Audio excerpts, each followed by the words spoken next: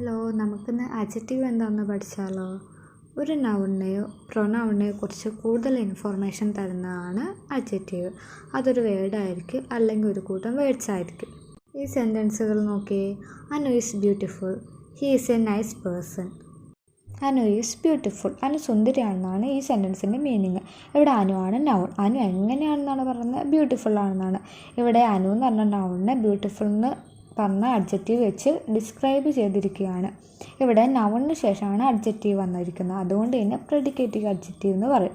പ്രെഡിക്കേറ്റീവ് അഡ്ജക്റ്റീവിൻ്റെ ഒരു സ്ട്രക്ചർ എന്ന് പറഞ്ഞാൽ noun plus linking verb plus adjective ആണ്. ഇവിടെ അനു ആണ് noun, is linking verb, adjective എന്ന് പറഞ്ഞാൽ ബ്യൂട്ടിഫുൾ ആണ്.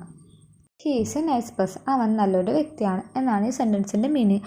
ഇവിടെ പേഴ്സൺ ആണ് നൗൺ. ഈ പേഴ്സൺ എങ്ങനെയുള്ള ആളാണെന്നാണ് ഡിസ്ക്രൈബ് ചെയ്തിരിക്കുന്നത്? നൈസ് ആണെന്നാണ്. ഇവിടെ നൈസ് ആണ് അഡ്ജക്റ്റീവ്. നൗണിന് തൊട്ട് മുൻപ് അഡ്ജക്റ്റീവ് വന്നാൽ അതിന് ആട്രിബ്യൂട്ട് അഡ്ജക്റ്റീവ് എന്നാണ് പറയുന്നത്.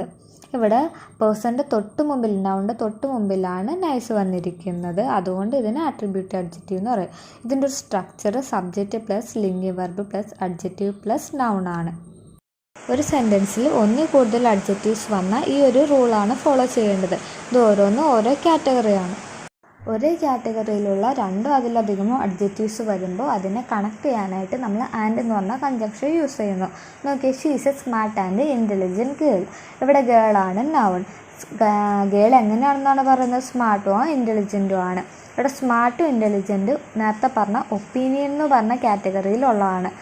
ഒരു കാറ്റഗറിയിൽ രണ്ട് അഡ്ജക്റ്റീവ് ഉപയോഗിക്കുമ്പോൾ നമ്മളതിന് ആൻഡ് എന്ന് പറഞ്ഞ കൺജങ്ഷൻ വെച്ച് ഇവിടെ കണക്ട് ചെയ്തിരിക്കുകയാണ്.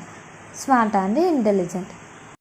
It's A red black and white sari. ഇവിടെ സാരിയാണ് നൗൺ. ഈ നൗൺ സാരി എങ്ങനെയാണെന്നാണ് പറഞ്ഞത്? റെഡും ബ്ലാക്കും വൈറ്റും കൂടിയ കളറുള്ള സാരിയാണെന്നാണ് പറയുന്നത്. നമ്മൾ നേരത്തെ കണ്ടല്ലോ, അതിൽ കളർ എന്ന് പറഞ്ഞ ഒരു കാറ്റഗറിയിലുള്ളതാണ് ഈ റെഡ് ബ്ലാക്ക് വൈറ്റ് എന്ന് പറഞ്ഞ 3 കളർ. അതുകൊണ്ട് ഇത് 3ഉം അഡ്ജക്റ്റീവ്സ് ആണ്. ഒരു കാറ്റഗറിയിൽ നിന്നുള്ള 3 അഡ്ജക്റ്റീവ്സ് വരുമ്പോൾ ഇത് ഇങ്ങനെയാണ് ഇവിടെ കണക്ട് ചെയ്തിരിക്കുന്നത്. ഫസ്റ്റ് അഡ്ജക്റ്റീവിന് നമ്മൾ കോമ എടുത്ത്, സെക്കൻഡ് അഡ്ജക്റ്റീവിന് ശേഷം നമ്മൾ ആൻഡ് ചേർക്കുന്നു, അതിന് ശേഷം third adjective. She boat A grey metal table. അവളൊരു ഗ്രേ കളറിലുള്ള മെറ്റലിൻ്റെ ടേബിൾ വാങ്ങിച്ചു. ഇവിടെ ടേബിളാണ് നൗൺ. എങ്ങനത്തെ ടേബിളാണ് വാങ്ങിച്ചത്? ഗ്രേ കളറിലുള്ള മെറ്റലിൻ്റെ. ഇവിടെ എ ഗ്രേ മെറ്റൽ, ഇത് 3ആണ് ഇവിടുത്തെ അഡ്ജക്റ്റീവ്.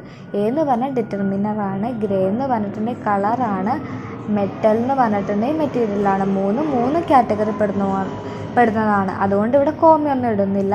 കറക്റ്റ് ആ അഡ്ജക്റ്റീവ്സ് എങ്ങനെയാണ് എഴുതേണ്ടത് അതിൻ്റെ ഓർഡറിലാണ് എഴുതിയിരിക്കുന്നത്.